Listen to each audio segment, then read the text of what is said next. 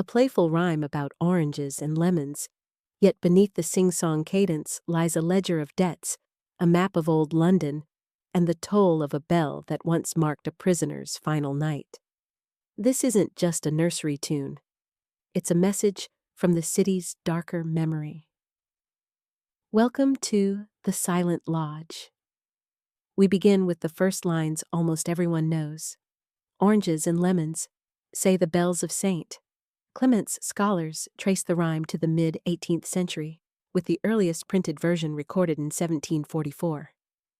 But its history likely runs older, handed down orally in markets and alleys before collectors wrote it down. 2 London churches still claim the honor of being the saint. Clement's in the opening line. St. Clement Eastcheap, nestled in the city, and St. Clement Danes, standing on the Strand. Both stand near historic docks where merchants once unloaded citrus fruits from the Mediterranean. The image of oranges and lemons is no accident. It tied everyday Londoners to the scent of foreign cargo and the toll of parish bells above their heads. To this day, the bells of St. Clement Danes ring out the tune several times daily, weaving the old rhyme into the modern hum of traffic and sirens. What makes oranges and lemons so compelling is its geography. Each couplet points to a specific church or district, transforming the rhyme into a kind of musical map of London. It moves step by step: St. Martin's, Old Bailey, Shoreditch, Stepney, Bow. Each bell speaks in turn, as though the city itself were chiming in. Some scholars even suggest the structure of the rhyme mirrors the sound of change ringing, the musical sequences performed by bell towers. To children, it was a game. To historians, it is a coded soundscape of the 18th century capital. The verses themselves carry a theme of debt and time. "You owe me 5 farthings, say the bells of St. Martin's." A farthing was a quarter of a penny, small, but not insignificant to a poor Londoner. To owe 5 was to feel the sting of shame in a city obsessed with trade and accounts. The rhyme's dialogue continues. "When will you pay me? When I grow rich. When will that be? I do not know." Each line is a tolling reminder that obligations cannot be avoided forever. Then come the final words, the ones that freeze laughter into unease. "Here comes a candle to light you to bed.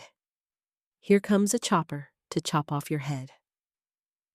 These closing lines, recorded in 19th century collections, transformed the rhyme into something far darker. Are they a macabre flourish from the playground? A grim lullaby warning children to behave? Or are they a reflection of public punishments that once defined London's justice system? Tonight, we follow those bells from playful rhyme to chilling memory. Through alleys, markets, prisons, and churches, we search for the line where innocence ends and history begins. The rhyme is more than a song. It is a catalog of voices, each bell belonging to a church that once marked the rhythm of London life. To understand its meaning, we need to follow the journey line by line, church by church. First, St. Martin's, immortalized in the line, "You owe me 5 farthings." This may refer to St. Martin's in the Fields, close to the old fruit markets of Covent Garden.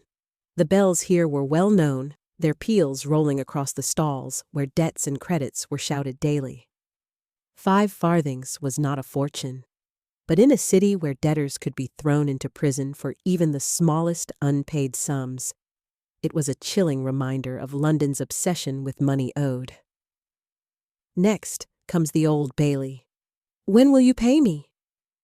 Today, the Old Bailey is known as the Central Criminal Court, the place where some of Britain's most famous trials have taken place.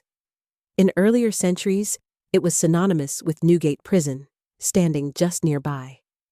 The bells of St. Sepulchre's Church would ring here, and for those facing execution, they tolled with dreadful certainty.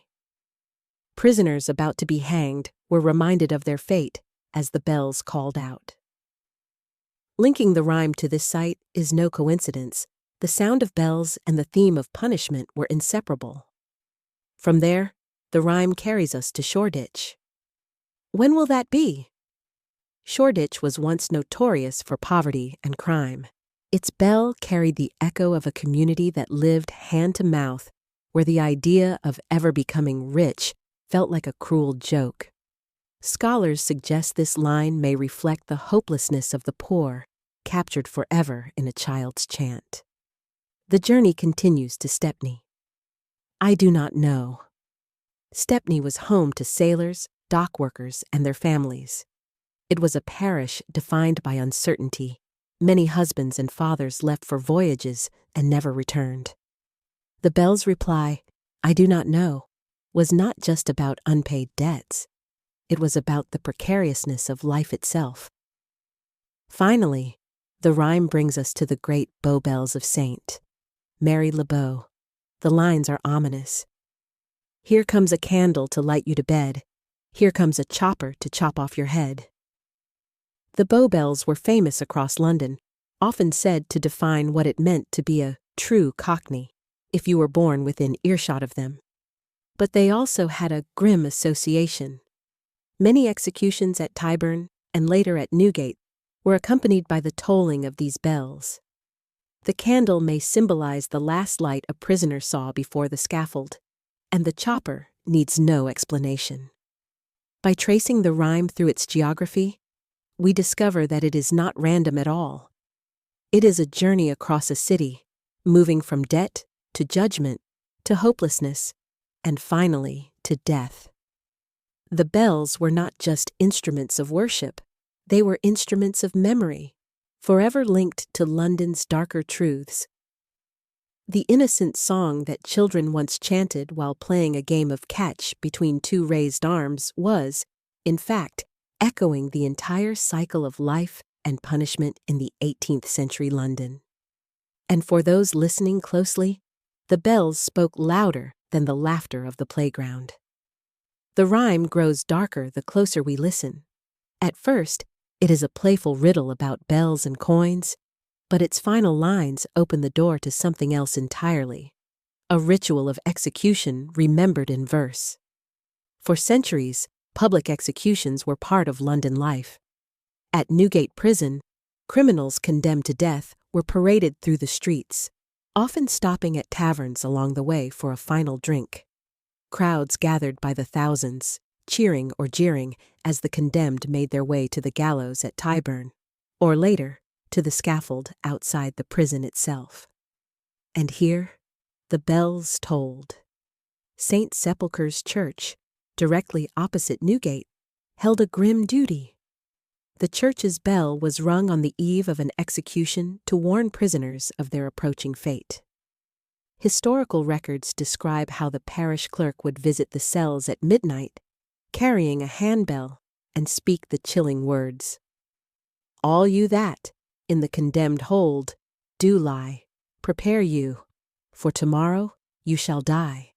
The connection to, here comes a candle to light you to bed, here comes a chopper to chop off your head, becomes disturbingly clear. The candle is the final light seen by the prisoner in the cell. The chopper is the executioner's axe, or more broadly, the fatal act itself, whether by hanging or beheading. A child's game hides a city's darkest memory. It is no wonder, then, that the rhyme fascinated later writers. George Orwell, in his novel 1984, used oranges and lemons as a haunting motif. Snippets of the rhyme appear throughout the story, symbolizing memory, loss, and the suffocating control of the state. Winston, the protagonist, tries to recall the lines but cannot finish them. The incomplete rhyme mirrors his incomplete grasp of the past, and the final verses, about the candle and the chopper, appear as he faces his own destruction. Orwell understood that nursery rhymes are more than innocent jingles. They are cultural memory, coded in song. But even outside of literature, the rhyme's final image lingered. In Victorian times, children's games often contained echoes of darker themes. In the game tied to oranges and lemons, two children formed an arch with their arms while others passed underneath in a line, singing the verses. At the moment of "chop off your head," the arch would drop, catching one child as the prisoner. It was all laughter in the playground, but the symbolism was undeniable. London's past, full of debt, punishment, and death, lived on in a circle of children's play. There is a pattern here. Just as Sing a Song of Sixpence carried whispers of conspiracy and royal secrets, Oranges and Lemons preserved the memory of punishment and fate. Songs were a way of teaching children, but also of reminding communities of the rules and the consequences of breaking them. To hear the rhyme today is to hear not only the echo of bells, but the sound of crowds at Newgate, the clink of coins in debtors' pockets, and the whisper of the executioner's blade. Every nursery rhyme has layers. On the surface, Oranges and Lemons is simple, bright, and playful.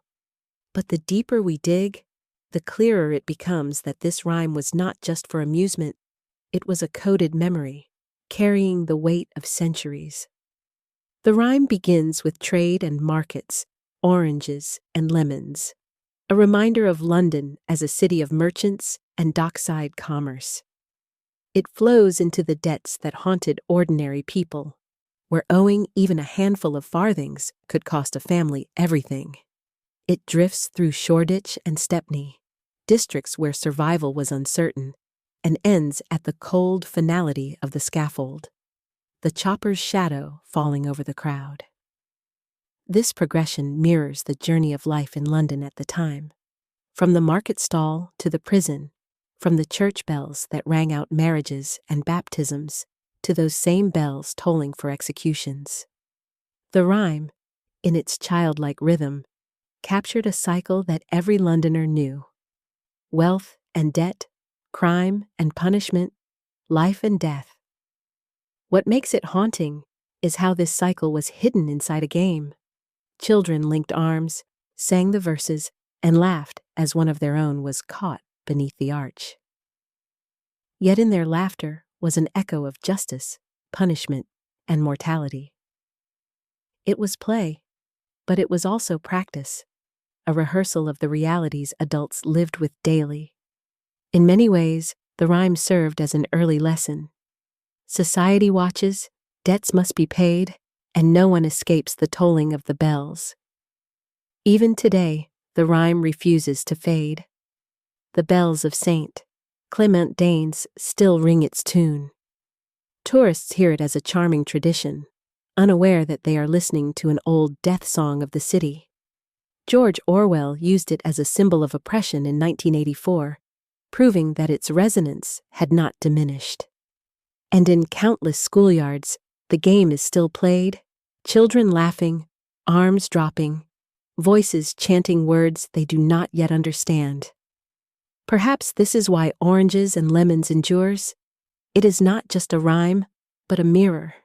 It reflects a London where survival depended on trade, where bells marked every stage of life, and where justice was performed as public spectacle.